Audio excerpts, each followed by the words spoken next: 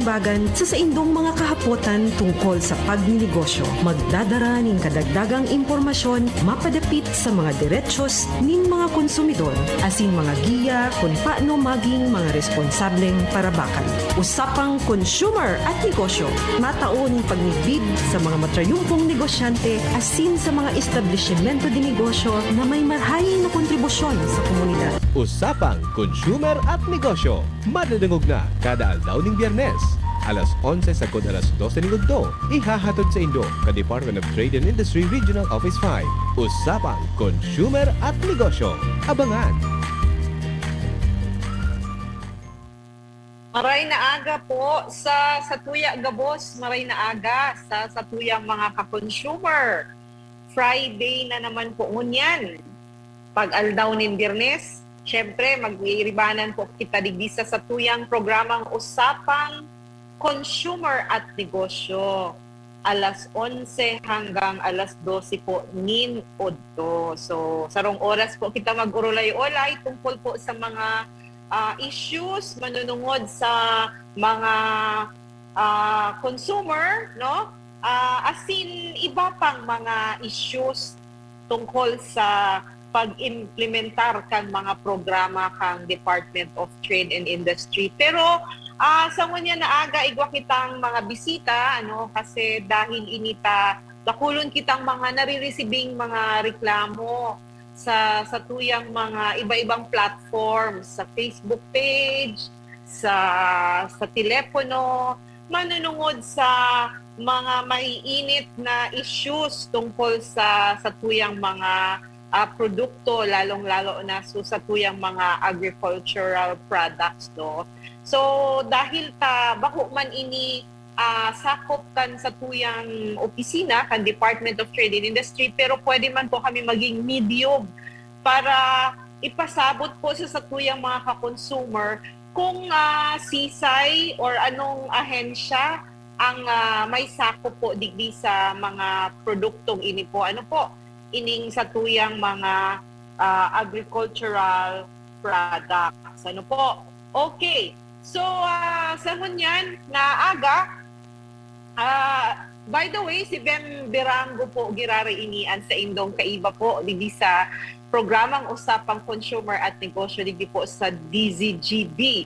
Ano po? Okay, so sabi ko nga ni Biyernes, pag Biyernes, Usapang Consumer at Negosyo, alas 11 hanggang alas 12 ng udto. Kaya di po kamo magliwat nin istasyon. So mga nakaantabay sa tuya po, ang nadadangog kita sa 729 kHz sa Radio DZGB, as in naka-live streaman po kita sa DZGB News Online, as in nakashare man po ini sa samuyang DTI Region 5 Bicol Facebook page. Pero so sa tuyang mga paradangog, lalong-lalo na so mga taga-subaybay kan sa tuyang programa, dai po kamo mag-alang-alang na magpaabot kan sa inyong mga issues and concerns. Ano po, pwede po kami ma-text. Tawan ko po kamo ki-text line kung saan pwede kamo mag-text 099 igwa bay kaya digdi sa sarong text line, no? So tatawan ko kamo ki bagong text line 0939 825-1593. Uliton ko po, ano po, 0929-825-1593. Ano po, so yan po ang samuyang text line. Mag-text po kamo kan sa inyong mga kahapotan. Aram ko, medyo ano po, interesting ining sa tuyang pagurulay-ulay mo niya na aga dahil sa kadakol nga ning mga nagpapaabot sa muyang reklamo patungkol po digdi sa mga produktong agrikultura. No? So, Department of Agriculture po ang may jurisdiction over these products. Kaya po, pig-imbitaran ni po so taga Department of Agriculture. Pero pigahalat-halat ko pa, dai pa siya nakalaog sa Zoom, igwa igwa pa daa siyang kaulay. So nagahalat-halat kitang maglaog siya sa Zoom para ipamidbid tapuan sa tuyang bisita ngunya na aga ang sa tuyang makakaulay-ulay digdi sa tuyang programa taga Department of Agriculture po. Kasi kadakol kaming mga nare-receive na mga reklamo, concerns, manungod gani po digdi sa mga agricultural products. So kaya kuhan ning mag-imbita ki taga Department of Agriculture para po hali po mismo sa inda masingbagan itong mga kahapotan ano po na pinapaabot sa samuyang opisina sa DTI. So ulitin ko giraray ha, ang samuyang text line 0939-825-1593. Dahil po mag-alang-alang maghapot asin magpaabot kan sa indong mga reklamo. Igwa kita digding bonus ano kung sisay ang magpartisipar sa satuyang ulay-ulay tinatawan mi po ki premyo na gift certificate. So ayan po, kaya mga nakaantabay sa tuya sa radyo dai po magliwat din istasyon asin dai dai maghali kasi igwa kitang ipapaabot na papremyo po sa mga sa tuyang paraan tabay digdi sa tuyang programang Usapang Consumer at Negosyo. Ano po? Sabi ta nga ni kasubago interesting ini aram ko sa tuyang mga paradangog lalong-lalo na sa tuya man ang mga fans sa Facebook kasi duman nagpapaabot kang mga reklamo ninda patungkol digdi sa mga agricultural products na ini. Kang sarong Biyernes igwa kitang ang topic ta kan sarong Biyernes digdi sa radyo kung di ako nasa sala ito nga ning manunungod sa Price Act baga po ang tig-discuss ta kang Friday para naarama na dumaninda kung ano-ano itong mga iba-ibang ahensya kan gobyerno na nag-iimplementar kang Price Act. So nabanggit ta na saro nga ni duman sa nag-iimplementar kang Price Act man ining Department of Agriculture. So kaya nga ni tig-imbitaran ta sinda para makaulay ta digdi sa programa nga ning masimbagan man so mga kahapotan kan sa tuyang mga ka-consumer. Ano po?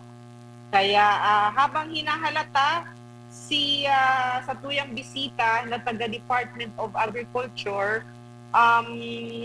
siguro so mga nagaantabay mo niyan, ano po, kung igwa na kamong mga ibang ihapot, pwede ta naman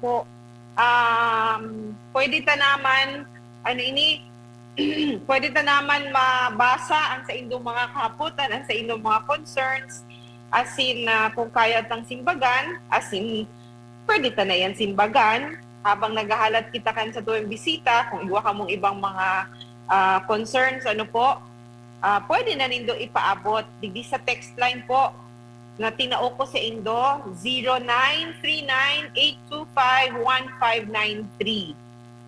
Okay? 0939-825-1593. Okay. Ayan. Okay. So, yaon dyan, kasabay ta. Igwa kitang mga, ina ito. So, other than taga Department of Agriculture, igwa pa kitang tig-imbitahan na taga, duwa ang naimbitahan taga ringon yan para ngunyan na programa. So, Information Officer kang Department of Agriculture buda supervising agriculturist. Ayan. Kasi kadakol kitang mga issues na dapat masimbagan ini hali mismo duman sa satuyang mga pag-iriba, mga partners na taga Department of Agriculture. Okay. Ayan. Sige daw nga tabi. So, mga nakaantabay sa tuya mo niyan, sa radyo, lalo na, pwede daw po ayan, yaon na si Madam. Ayan, si Madam. Ipamidbid ta na po ang satuyang bisita mo niya na aga. Hali po mismo sa Department of Agriculture, si Madam Love. Madam Love Guarin. Tama po, ma'am? Madam Love Guarin. Siya po ang Information Officer ng Department of Agriculture. Ma'am, welcome po digdi sa programang Usapang Consumer at Negosyo kan Department of Trade and Industry, Regional Office 5. Ma'am, pwede po muna makibati muna kan sa tuyang mga taga-antabay po, please. Good morning po, Ma'am Bem, and sa mga taga-antabay ta po sa satuyang programa. Ayan, ma'am, marayta, natawan mo kami ki oras. Opo, may kasama nag-ano lang po.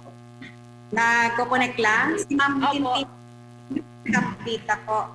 Siya po yung supervising agriculturist from the Agribusiness and Market Assistance Division. Okay. Ma'am, sa mo niyan, yaon po ka mo sa Pili Camarinesor. Yes po, sa office. Okay. Kabila Opo. kasi mga Iyo po. Salamat, ma'am, at napaunrahan mo kami digdisa sa moyang imbitasyon. Kasi halu-haluyo na po, ma'am, na panahon pagpuon kang nagkaigwabaga ki mga issue ining sa tuyang mga agricultural products. Siguro early this year pa, dakulong kaming mga nare-receive na mga reklamo or kahapotan patungkol digdi sa mga produktong ini, sa mga agricultural products, as in iba pang mga produkto na bako naman sakop kang Department of Trade and Industry bilang partner po digdi sa tuyang implementation kang Price Act. So kaya minabuti po namin na imbitahan kayo para kamo po mismo ang pahayag kang mga serbisyo man po kang programa kang Department of Agriculture. So ma'am, habang pigahalata po sa imong kaiba po dyan sa office, si Madam Tintin. Yao na po? na po siya. Magandang umaga po. Ay, yao na si Ma'am Tin. Ma'am Tintin. Siya Yes po po. taga Department of Agriculture man po siya. Si Ma'am Tintin, Maria Cristina Campita. Siya po ay sarong supervising agriculturist. Ma'am, good morning. Welcome to our program, Usapang Consumer at Negosyo. Batiun tango na po ang satuya man para dangog dili sa programa. Magandang umaga po sa lahat ng nakikinig. Sana ay makatulong kami sa inyo sa pamamagitan ng pagbibigay ng mga impormasyon manungkol po doon sa ating consumer concerns sa under agri-products po. Okay, salamat po sa inyo at pakisabi na lang po sa inyong regional director na salamat sa pag-share ng inyong oras sa amin dito sa programa din para makahatod man kita po ki mga impormasyon na kaipuhan din maaraman kan sa tuyang mga consumers, no? Okay. So siguro po, ma'am, di ko po alam kung sisay po sa Indo ang pwede magsimbag. Parang backgrounder lang po sa tuyang mga paraantabay, ano? Ano po ang mandato talaga kang Department of Agriculture? Ma'am? Nadangog po nindo, ma'am? Nakamute pala. Sorry. Okay. Siguro po, ma'am, yun na po muna para po magkaigwa kalinawan ang satuyang mga paraantabay, lalong-lalo na ang satuyang mga consumer po, kang trabaho talaga kang Department of Agriculture. So, basic po, sumandi po kang DA. Opo, ang Department of Agriculture po is the government agency responsible for the promotion of agricultural development by providing the policy framework, public investments, and support services needed for domestic and export-oriented business enterprises. Mhm. So, ang priority ay food security. Oo. And Food security, in the fulfillment, yes. our primary concern is to improve farm income ng ating mga farmer clientele and as well as fisher folks and Mhm. generate work opportunities for farmers, fishermen, and other rural farmers. And we are encouraging people's participation, yung mga farmers co-op and associations, agricultural development through sectoral representation in agricultural policy-making bodies so that policies, plans, and programs of the DA are formulated and executed to satisfy their needs. Yung sa ating Operations Act na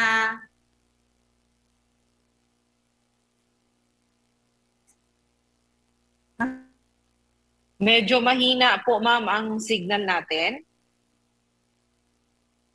Ma'am? agri-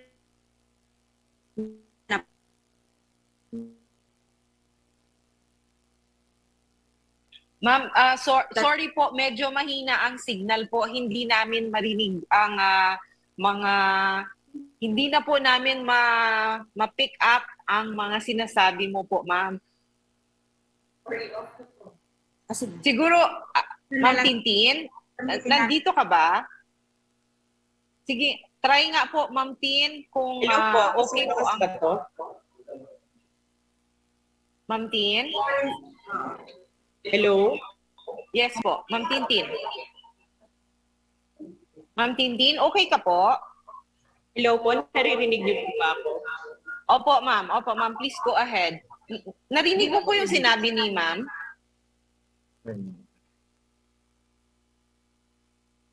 Hello po. sa room. Yes po.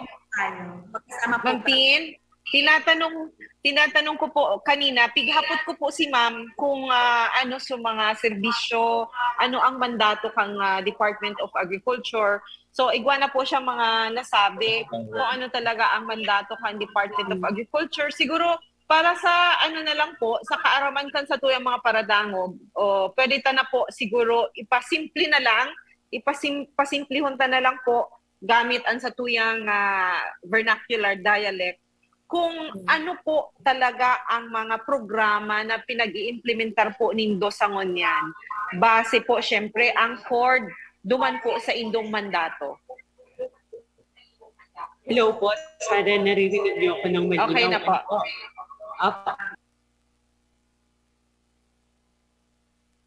Bukod po dun sa sinabi ni Ma'am, vision na naka-focus po doon sa ating consumer protection under the Price Act. Ano po? Yan po yung Agribusiness and Marketing Assistance Division. At ang isa sa mandato natin, sa madaling salita, ay ma-ensure na yung mga basic necessity, katulad ng ating mga basic na kinakain na under agriculture and prime commodities, ay reasonable ang presyo, available, pwedeng mabili anytime. Pero sa ganun din, protektahan din natin yung mga negosyo na kailangan may kita rin naman sila at nakakabalik din sa kanila yung kanilang mga kapital. So both side po, yung ating negosyo at yung ating mga consumer, gusto natin win-win situation po sila. Okay. Opo. Very good po yun. Kasi pareho naman din lang tayo, no? Dahil pinoprotektahan din natin yung mga kapakanan ng consumer. So, pero data man tiga pabayaan na ining sa tuyang mga saradit na negosyante, malulugi man. So parang yung sabi mo nga ni, win-win, ano po, win-win situation dapat, o ang kinakaipuhan. Kaya di man pwedeng sukapakanan sa nakan sa tuyang mga ka-consumer, mga consumer ang sa tuyang piga asikaso. So ma'am, sabi mo nga ni, anchoring from itong sa tuyang saro sa mga mandato ta na consumer protection, ano po, ano po ang sa indong mga aktibidades na ginigibo para maproteksyonan man po ang kapakanan kan sa tuyang mga consumer po?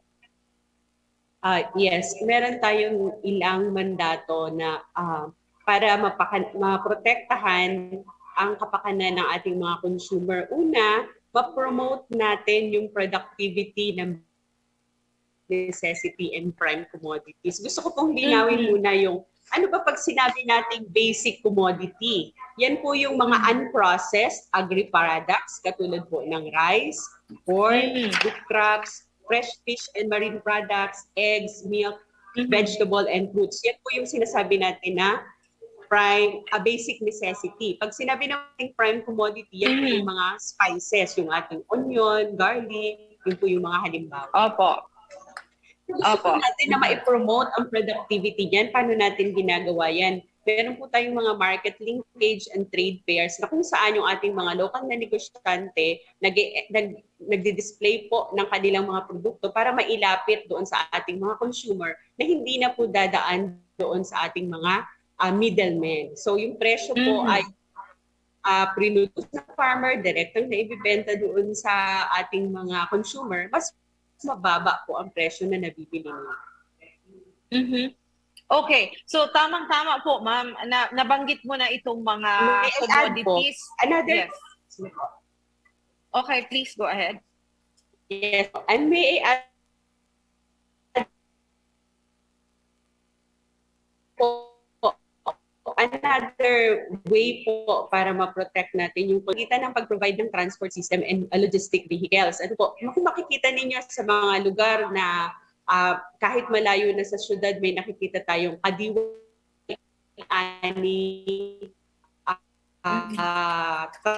truck. Yan po ay nagdadala ng ating kadiwa on wheels, dinadala kung saan mas may demand. Inihatid po natin doon yung ating mga produktong agrikultura. Okay, ma'am, salamat po. Tamang-tama, nabanggit mo na po, ma'am, yung mga basic necessities, no? And itong mga prime commodities na sakop po kang sa indong departamento, kang Department of Agriculture, itong nabanggit mo na, no? So, rice, corn, etc. Tapos yung mga prime commodities na itong mga, sabi mo, mga spices, no? Onions, garlic, etc. Ano po? So sa ano po ma'am, sa Oroaldaw po, ay baka pa man Oroaldaw ano po, pero igwa po ba kamong ginigibo din na mga monitoring activities like pag-check kaining mga produkto sa merkado kung ang presyo ba ninda tama sa presenteng panahon or ano po, igwa po ba kamong ginigibo man kaini madam po, please. Yes po, mabuti po na itanong ninyo sa bawat probinsya po ng Bicol, meron po tayong tinatawag na price monitors. Ang trabaho po ng ating mga price monitor ay punta sa mga major wet markets para regular na ma-monitor yung mga presyo ng agricultural products. So, taon-taon po at nako-consolidate po natin yung mga data niyan kasi sila kada semana twice na pumupunta sa mga wet market. So meron po tayong comparison and trend ng mga presyo ng agriculture products. Okay. Ma'am, sinabi mo provincial, no? Bawat province pumupunta sa mga major or prime markets. Yes. Major markets, yes. Oo. So yan po pagdating sa probinsya, ano po? Ano ba, pumupunta po ba sila sa mga munisipyo? Paano po ba pagdating sa munisipyo? Meron din po ba silang mga counterparts? Yes po. Dahil ang DA po ay limited lamang yung ating personnel, nakikipag-partner po tayo sa Local Price Coordinating Council na kung saan membro po niyan yung Municipal Agriculture Office. Doon po sa loob ng Municipal Agriculture Office, may mga personnel po doon na ina-assign para maging katuwang natin sa pag-monitor ng presyo ng mga gulay. Okay. So, meron din pala silang parang katuwang pagdating sa munisipyo na gumagawa ng monitoring ng mga prices nitong mga produkto na ito. Ano po? Kasi ma'am, siguro lampas ng ilang buwan, sunod-sunod po nakaka-receive tayo ng parang reklamo or message. Hindi naman reklamo, message, katanungan sa amin, no?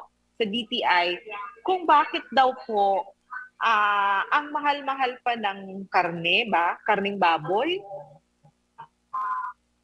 Tapos, yung mga feeds daw, ganun pa rin daw, ang mahal-mahal. ano po ba talaga ang sitwasyon po ngayon ng ating presyuhan pagdating po dito sa mga produktong ito para po sa kaalaman ng ating mga ka-consumer po? Ma'am? Hello, naririnig niyo po ba ako? Opo, yes. Okay. Opo, please, ma'am. Please Sisimulan go ko ahead. po ang discussion doon sa presyo, pero babalikan ko po bakit tayo nakarating sa ganitong sitwasyon, yung root cause. Ano po? So, sa ngayon po, ang presyohan po ng live weight sa major market, halimbawa po sa Albay, live weight po ay 140. Ang pork naman po, yung meat ay 280. Sa Sorsogon po, sa 140 halimbawa, po. ang Ma'am, live sorry po. Ang live Sorsogon po, 130 yung live weight. 130, Sorsogon po. Hello? ang albay po 140. Pork ay 270. Ano po, ma'am? Paulit? Halimbawa po, Sorsogon, ang live weight po ay 130. Kasi pinili ko po yan kasi ang issue natin mababang weight, siya po ang may pinakamababa. And yun naman pong pork ay may retail price na 270. Yan po ba So ang... may pagitan pong 140. Tama. Opo, sa Sorsogon, ang na-mention mo sa Sorsogon, ang live weight is 130 per kilo.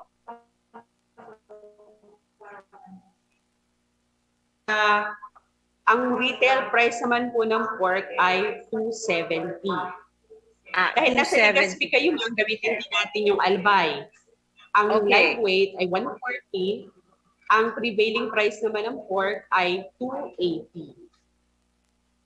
280 sa albay. So ito ang prevailing. Oo. Okay. Ma'am, Yes, pagdating ma'am doon sa mga... Balikan natin, ma'am. Yes po, sige. Okay, i-discuss ko ma'am yung problema. Meron tayong Opo, dalawang sige. problem. Isa sa production, isa sa marketing. Okay. Sa production po, sinasabi natin, nabanggit mo ma'am kanina, nalulugi yung mga farmer dahil mataas yung feeds, mataas yung cost ng production, at mababa nilang na ibibenta. Tama po ba? Opo, parang ganun ang scenario na Yes po. nire-raise nila. So nakikita natin, kung babalikan po natin nung 2020, halos naubos yung supply ng production dito sa Bicol. Nagkaroon ng African swine fever, so halos nawalan tayo ng supply. Dahil doon, tumaas po yung retail price. Yun yung niya, di ba? Kasi malaki ang demand pero wala tayong napoproduce. Okay.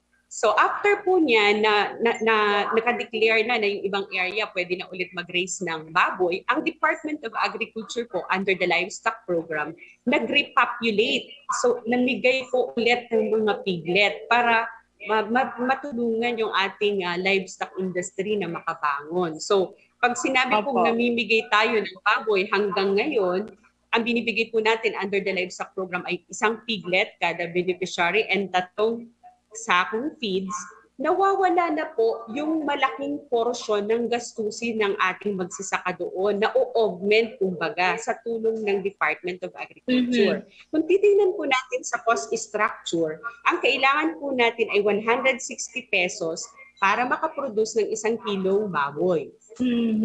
Okay. Yung 100 pesos na po doon, malaki sa porsyento noon ay nagagastos sa pagbili ng biik, 52%, 32% kasi 50 pesos.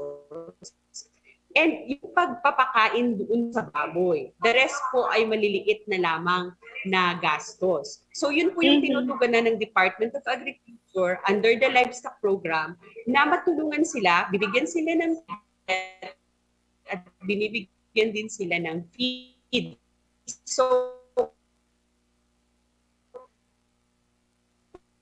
ibabawas po yun, kikita na po yung magsasaka na hindi na lang po ang ating resources of Of course, yun lang pong mga nakarecord sa atin through the Municipal Agriculture Office ang nabibigyan under the Department of Agriculture Livestock Program.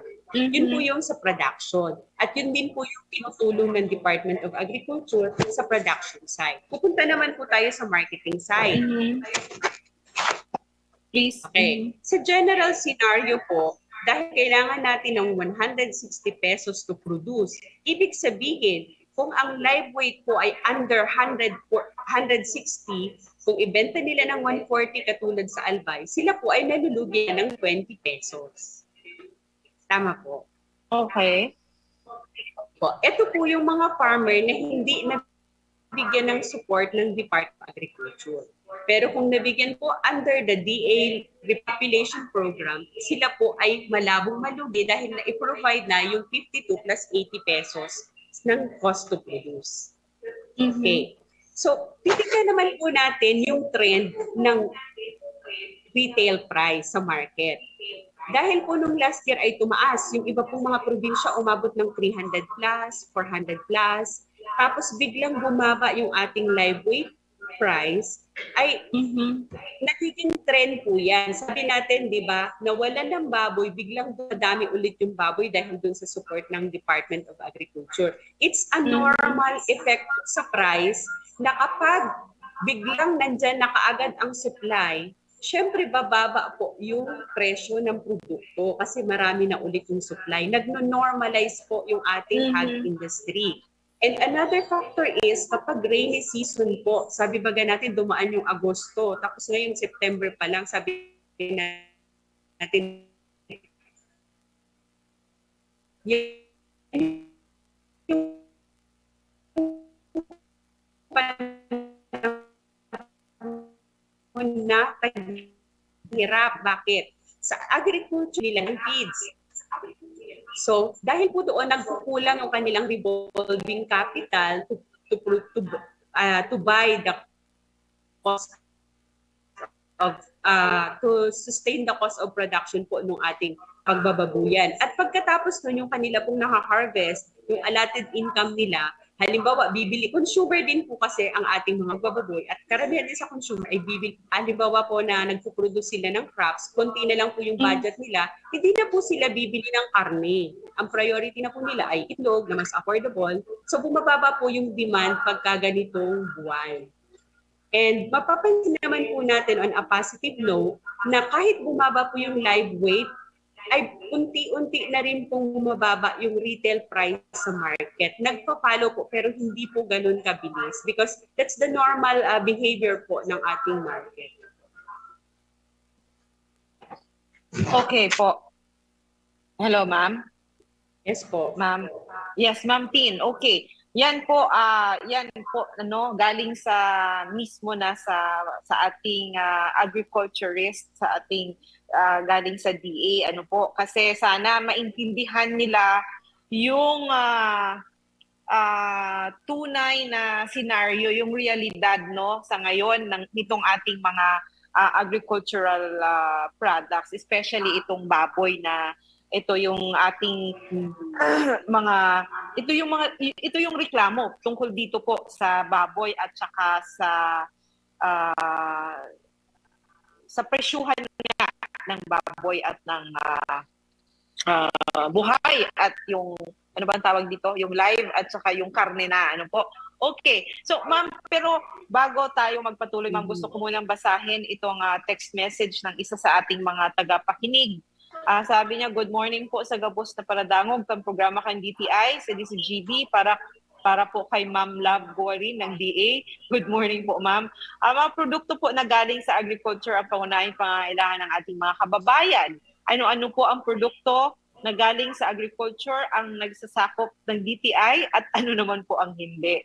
Okay, sir, lahat po ng produktong agrikultura sakop po ng Department of Agriculture. Kasi po pag DTI, yun na po yung mga process.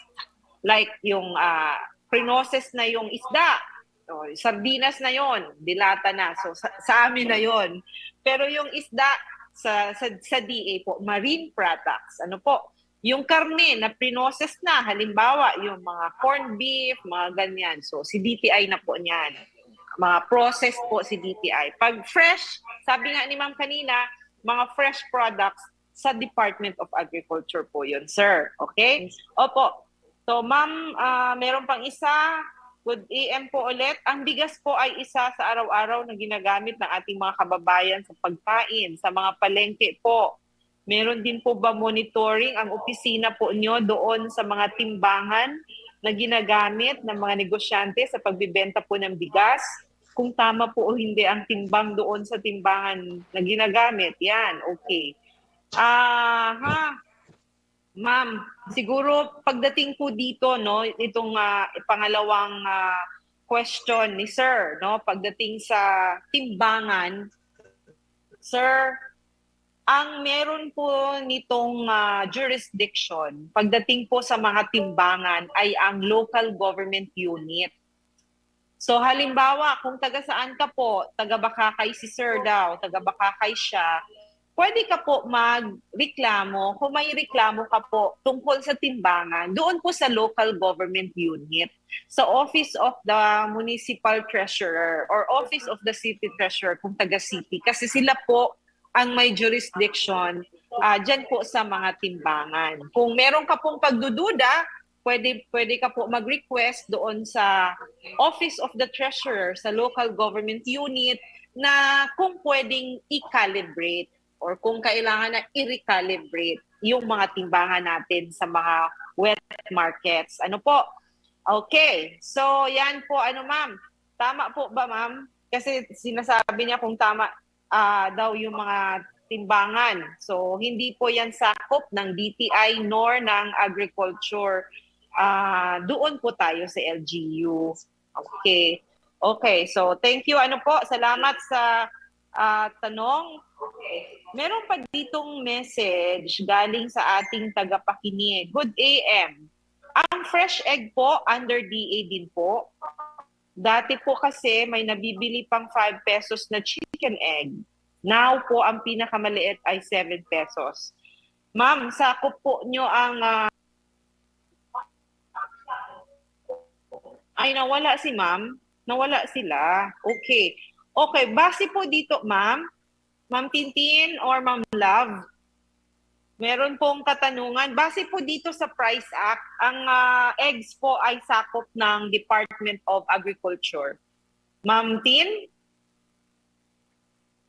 Ma'am Tintin? Ayan, Ma'am Love. Base po dito sa Price Act, ang eggs po sakop ng Department of Agriculture. Ano po? Oo. Kasama Opo. po siya doon sa regular na price monitoring natin na ginagawa. Opo. Opo. Ang katanungan niya po, wala na daw nabibiling 5 pesos na egg sa market. 7 pesos na daw ang pinakamaliit. Ay, kasama po kasi yan sa mga naapektuhan ng inflation sa pagtaas ng gasolina. Kasi yung transport ko and yung sa feeds, nagmahal din po yung feeds sa animal feeds. Kaya syempre para hindi naman lugi ang ating mga farmers, talagang nagtataas din ang presyo ng mga itlog. Mhm. Ayan. Okay, sir. Oo, kasama po yan talaga sa mga isa sa apektado ng mga price increases natin dahil sa sunod-sunod ngang pagtaas ng presyo ng gasolina na kung saan syempre pag sinabing pagtaas ng gasolina, meron talaga yan na effect sa ating may ano yan siya, rigodon effect. Pag nagtaas yung gasolina, natural. Kasi kasama sa pag-compute ng ating presyo, yung transportation cost, syempre. Importante yan. Opo. Okay.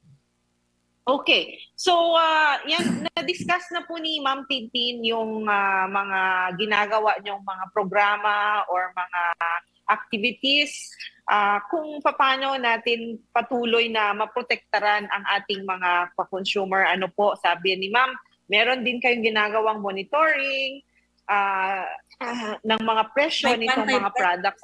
Opo, bantay presyo. Meron kayong bantay presyo. Ano po yan, ma'am? Paano nyo ginagawa? Compost po yan ng iba't ibang attached agency, inspection service, and use yung mga municipal agriculturist, ino-orient din po natin sila kung ano po yung pwedeng gawin, hanggang saan ba yung power ng ating mga LGUs at yung ating PA doon po sa paghuhuli, kasi meron bagang mga violation po doon sa ating Price Act. And pwede mga vendors, mga traders na very high yung kanilang presyo, meron po yan mga kaukulang parusa. And orient po natin yung ating mga bantay presyo doon po sa mga ganong bagay po. Okay, so yan, tamang-tama po mama. Nasabi mo po yan na meron tayong bantay presyo, meron kayong mga katulong, no, sa pagpatupad nitong inyong programa na bantay presyo, at meron ding mga kaukulang penalidad kung ang isang seller or negosyante nag-violate nitong Price Act. Ano po? Paano po ma'am pala? Halimbawa, ma'am? Oo, nasabi na din natin ito. Siguro magtatanong din po ang ating mga ka-consumer kung halimbawa meron akong reklamo sa isang produkto na concerning dito sa ating mga pinag-uusapan, yung mga agricultural products. Igwa akong reklamo, halimbawa, saro akong halimbawa, taga Bakakay ako. Say na kumaduman po ma'am para magreklamo. Ano po ang mga steps? May procedure ba para magreklamo? Halimbawa, susarong paratinda, nagbakal akong karne, ang presyo kang karne, 350. So, ano ba yan? Gary, sobra na ba yan sa, sobra sa, anong apod ka yan? Prevailing price. Kumbaga, super sobra. Halimbawa, ang prevailing price is 270, igwang may 280, halimbawa 250 to 270, igwa ba kamong gari bracket kung hanggang sa insa na ang presyuhan. So kung magpresyong sobra-sobra, halimbawa 350, sa'yo na kumareklamo, paano po ma'am? Pwede pong mag-letter, sworn statement, mag-submit ng letter of complaint sa AMAD ng DA Region 5. Ano po iyan na AMAD? Yung Agribusiness and Marketing Assistance Division. Yung division AMAD. Sila po yung nagtatanggap po ng mga reklamo. Marami din po kaming natatanggap na mga sa messenger naman namin, and then sa mga Yahoo, sa email. Napo-forward po namin yan sa kanila sa AMAD po. Ma'am, so via email po or Facebook, pwede na din. Pero mas maganda po yung sworn statement. Sworn statement na ipapadara po sa Indo, sa email, pwede.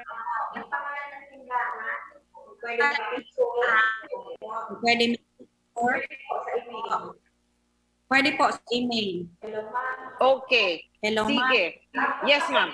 Basta po yung pangalan, kompleto, kung yung nagre-reklamo, sino yung nire-reklamong tindahan, at yung nag-overprice, kung pwede may picture, and description sa anong petsa.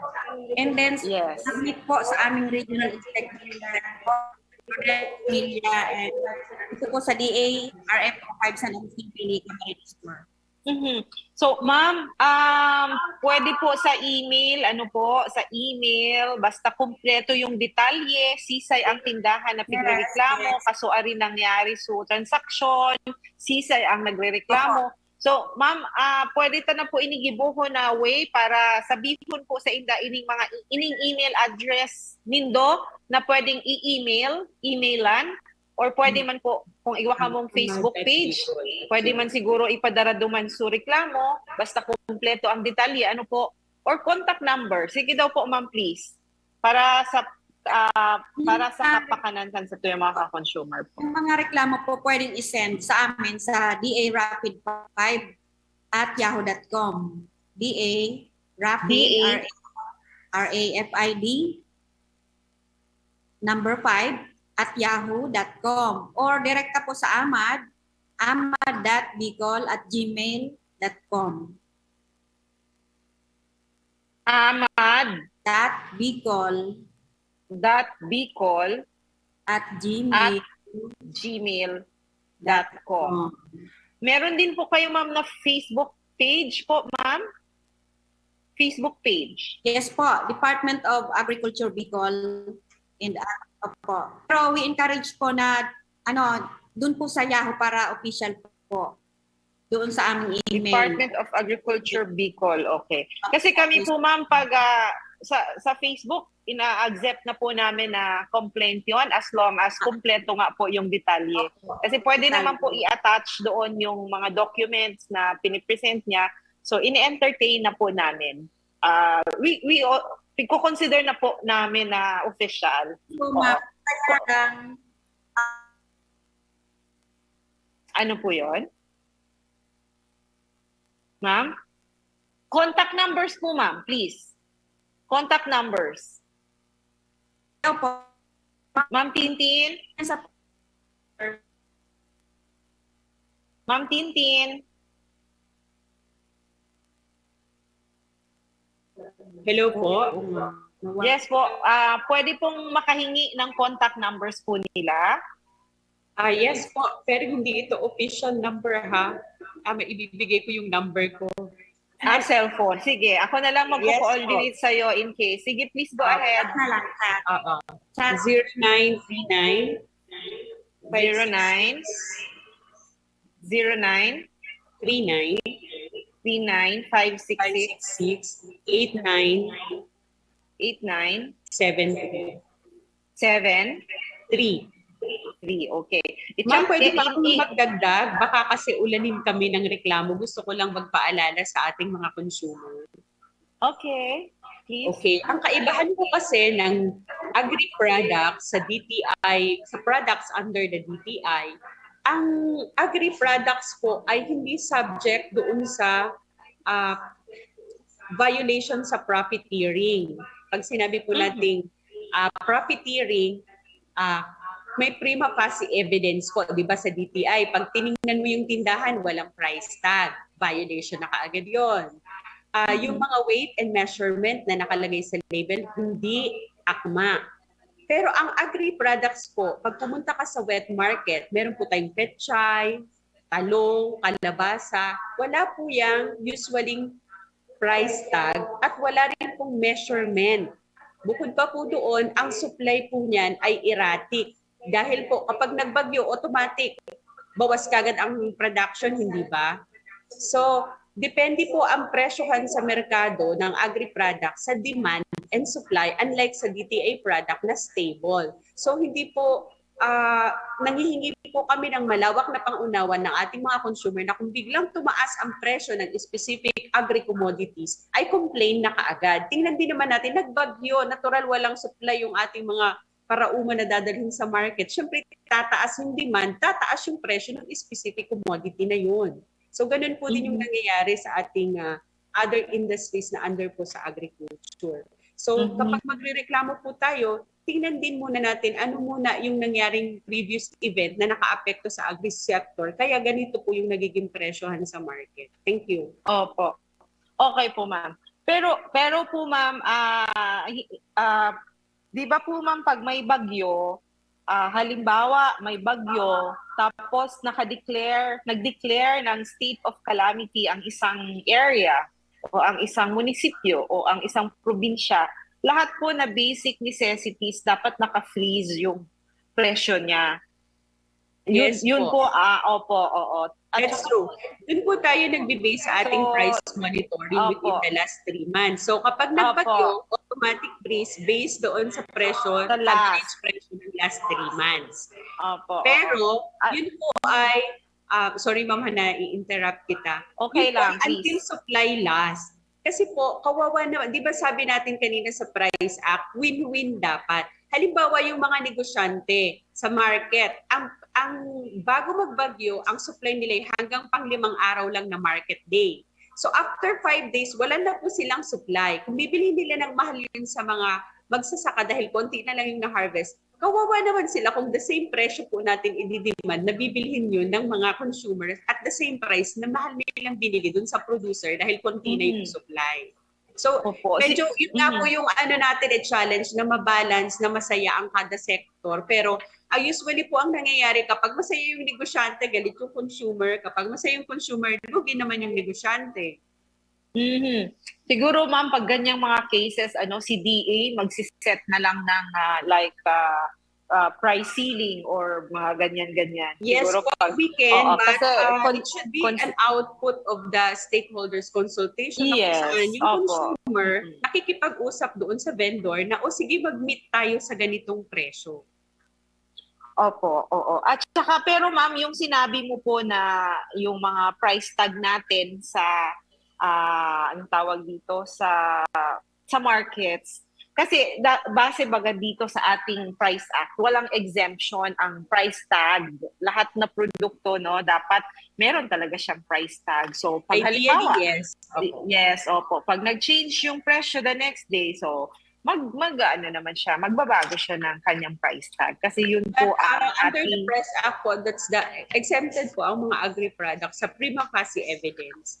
Nakalagay po dito sa Price Act na provided that the prima facie provision shall not apply in the case of agri-products like fresh fish, fresh marine products, and other seasonal products na doon naman pumapasok yung vegetables. Opo. Okay. Okay. So yun po, ma'am, sa ngayon po kasi ang ating concern, ma'am, yung ating mga issue tungkol sa presyo ng baboy at ng buhay na baboy at ng karne, no? So yun ang ating palaging nare-receive na mga reklamo na which is nasagot na naman ni ma'am kung ano yung real scenario kung bakit nangyari po ang mga ganitong mga issues ngayon. Ano ma'am? Okay. So ma'am? Yes po. Okay. So yun napaliwanag po ni ma'am yung kalagayan ng ating mga agricultural products ngayon na lalong-lalo na patuloy pong tumataas ang ating mga ang presyo ng ating petroleum products. So siguro talagang ang tawag dito, mafi-feel natin, mararamdaman natin yung ating kumbaga nabibigatan na din ang ating mga ibang ka-consumer. Ano po, lalong-lalo na di ba, itong mga buwan ng July, August, tinatawag baga natin itong, ang tawag dito ma'am, di ba? May tawag tayo dito sa buwan ng July, August, parang yung mahirap yung pagkabuhay, mahirap yung pamumuhay, pag ganitong mga, oo, di ba? Kahit siguro sino naman, no? Kahit tayong mga naka-employ sa gobyerno, nararamdaman din natin na talagang medyo masikip ang mga buwan na ito. Nahihirapan din tayo sa ating mga pang-araw-araw. So siguro, ganito na lang, no, para sa ating mga ka-consumer na yung parang dapat matuto na din tayong ano pa, may kasabihan dyan, matuto tayong mamaluktot kung maiksi ang kumot, parang ganon. Di ba, ma'am? Hello, ma'am? Yes, sorry, nag-brown out dito sa amin. Yan ang hirap pag naka-zoom, ano po. Oo nga, oo. So, yun po ang sinasabi ko, ma'am, kanina. Di ba, sabi ko nga, lahat naman tayo, mga consumer, lahat naman tayo, nakakaranas ng ganitong mga sitwasyon na kung saan talagang nararamdaman din natin na medyo mahirap, medyo masikip, medyo, ang tawag dito, parang nahirapan tayo mag-budget. Lalong-lalo Yes, na ma'am. talagang lahat ng mga produkto ay nagsipag-taasan na ang mga presyo. So sabi ko nga, di ba may kasabihan tayo na matuto na lang tayong mamaluktot kung maiksi ang kumot, parang ganun. Mm. So, Hello, ma'am. Kami ni Miss Love ay magtatabi na sa isang laptop dahil brownout. May gusto siyang idagdag tungkol sa mga interventions ng DA kung paano pa mapapagaan ang buhay natin kahit papano sa tulong ng Department of Agriculture. sige po, please go ahead. Nasaan? Okay, hindi ko na narinig. Hello? Hello? Yes, ma'am. Ay, ma'am, yes. Gusto ko lang pong sabihin sa ating mga farmers na wag na po silang magalit sa DA. Wag na silang malungkot kasi sa kabila nitong ating dinadaanan na krisis sa ngayon na may COVID and may Ukraine-Russia crisis, hindi po kami tumitigil sa pamimigay ng mga assistance po. Last week lang nakapagpamigay kami ng mga machineries worth 67 million, mga combine harvester, tractor, sa mga associations po, Bicol-wide. And natapos din po ay patuloy din yung pamimigay namin ng mga ready-to-lay chicken and native chicken naman. Halos more than 20,000 heads. Aabot sa 30,000 heads yung naipamahagi namin sa mga farmers associations para makatulong naman po. Kung nalulugi sila sa isang sektor, pwedeng makatulong yung binibigay namin na ibang mga assistance naman. And hindi din po tumitigil yung pamimigay namin ng aming mga vegetable seeds sa mga, kahit sa mga urban sector. May kapiraso kayong lupa, pwede kayong magtanim sa mga sirang mga goma, mga plastic bottles. Opo, kasi kailangan ngayon magsipag talaga para hindi tayo magutom. And meron din, patuloy din po yung pamimigay namin sa rice program naman ng mga fertilizer assistance through fertilizer subsidy through fertilizer voucher. Sa lahat po ng rice farmers na registered sa aming Registry Systems for Basic Sectors in Agriculture or RSBSA. And patuloy din po ang pamamahagi natin ng hybrid rice seeds. Ini-encourage po natin ang ating farmers na magtanim ng hybrid rice kasi hindi nag-expand yung ating area for production, nababawasan siya, nako-convert sa iba. Pero kung hybrid rice ang itatanim, may dagdag pong ani na 1 to 2 metric tons per hectare. And aside from doon, meron din po tayo sa sa corn program, namimigay po tayo ng fuel discount subsidy worth 3,000 pesos sa lahat po ng corn farmers na registered sa RSBSA. Sa rice program, meron tayong 5,000 pesos Rice Farmers Financial Assistance. Yun po ay funded under DBP and Land Bank. Lahat po ng rice farmers na nagpo-cultivate ng 2 hectares and below, makaka-receive po ng RFFA 5,000 pesos cash through the RCEP po yan, Rice Competitiveness Enhancement Fund. Okay. So, ma'am, lahat po yan na assistance binibigay nyo sa mga groups? No. Hindi po. Hindi. Ang grupo po, yung machinery. Yung mga machinery. Yung mga, yung mga equipment. Mga individual po yan. At saka yung mga cash assistance, individual po. Basta po. Sino lang po ang sila. makaka-receive? Sino lang po ang makaka-receive ng mga na cash assistance at saka yung mga ibang binibigay nyo sa mga individual farmers? Yung po, Meron din po kayong grupo? Parang accredited farmer or paano ba? Paano ba mag-receive ang isang farmer? Ang kailangan lang po magparehistro sila sa RSBSA. Yan po yung Saan po yan? listahan namin ng legitimate farmers. Sa mga MAU, magpupunta lang po sila sa mga municipal agriculturists. Sa MAU. Bawat bayan o city agriculturist, nandun po ang form nitong ating registry system for basic sectors in agriculture. Okay po, opo, sige. Okay, so marami naman palang mga benepisyo ang ating mga farmers galing sa Department of Agriculture. May credit assistance din po kami binibigay naman sa mga credit assistance. Direkta po ba galing sa DA mismo yung pera? Or meron kayong mga partners? Yang isang page. Meron po kaming partner, yung Agricultural Credit Policy Council. Na sila po ang nagpapautang. Oo. Sila ang So, nagre-release ng 2022 po, ang project po namin ay Expanded Sure Aid and Recovery Project or Sure COVID loan program offering loanable amount of 15,000 for 10 years with zero interest. Payable for 10 years. Okay, ayan. Sa mga kabataan naman po, meron kaming capital access for young agripreneurs. Oh, wow. 500,000 pesos po ang loanable amount, Oo. payable for 5 years without interest din. Meron din kaming agri-negosyo program for individual farmers or small enterprises. Loanable Okay. amount 15 million.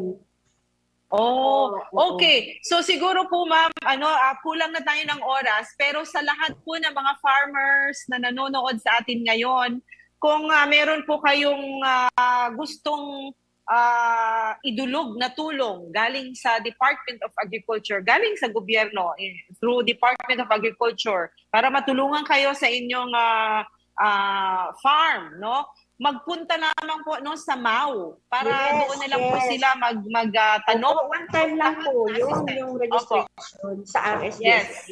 Opo. So And napakadali lang. assistance, mabibigay sa kanila, basta sila nakalista doon.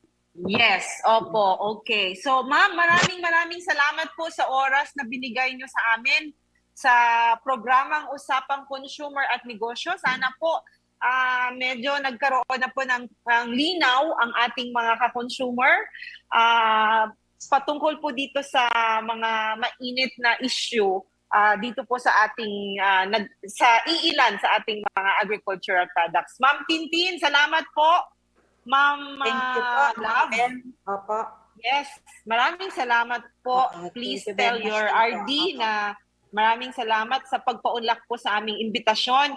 Siguro po sa mga susunod pa pong programs namin, pwede po ulit namin kayo maimbitahan kasi medyo kulang po yung oras natin, no? Hindi pa natin na isa-isa yung lahat palang mga tulong na ginagawa Sa dami ng ng programa po DA. ng DA. Yes, ma'am. Kulang ang isang Okay. araw. Oo nga, oo. Sige. Salamat po, ma'am. Salamat, ma'am Lak. Thank you Salamat, po. Thank you very ma'am much. Tintin. Oh, yeah. So, ito po ulit si Bem Romano Birango ng DTI Regional Office 5, ang inyong ka-consumer. Salamat sa mga nag-antabay, salamat sa mga nag-participate, salamat sa mga nagdangog. Ayan, so sa susunod giraray pong Biyernes, mag-iiribanan po giraray kita sa siring na oras, alas 11 hanggang alas 12 minuto sa programang Usapang Consumer at Negosyo hatod sa Indokang DTI Regional Office 5. So sa muli, si Bem ini na nagsasabing maging mga matalino, mapanuri at malayang mamimili. Tandaan po natin, makapangyarihan ang consumer na may alam. Salamat! See you next week! Sa indong nadangog ang programang Usapang Consumer at Negosyo. Usapang Consumer at Negosyo. Inihatod sa Indo kan Department of Trade and Industry, Region 5, asin kan DCGB.